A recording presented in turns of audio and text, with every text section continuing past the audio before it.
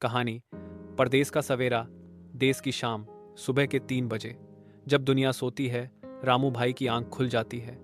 Kuwait के इस कोने में एक छोटा सा कमरा, जहां ना कोई अपना है, ना कोई इंतजार करने वाला। दिन की शुरुआत होती है, कपड़े पहनकर काम पर जाने की तैयारी। 4 बजे तक कंपनी की बस आ जाती है, जिसमें दर्जनों और चेहरे होते हैं।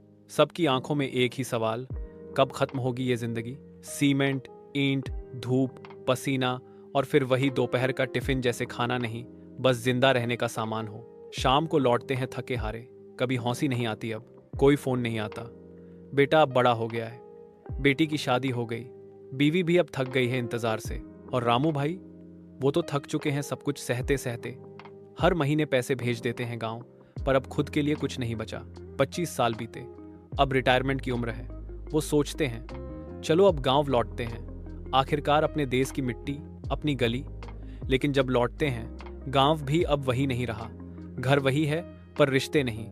बेटा अब अपने बच्चों में व्यस्त है, बेटी दूसरे शहर में बस गई है, बीवी एक अजनबी सी हो गई है।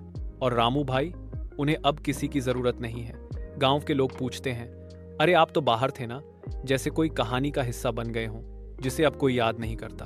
अब वो हर सुबह उठते हैं, बिना काम के, बिना अलार्म के, बिना किसी जरूरत के।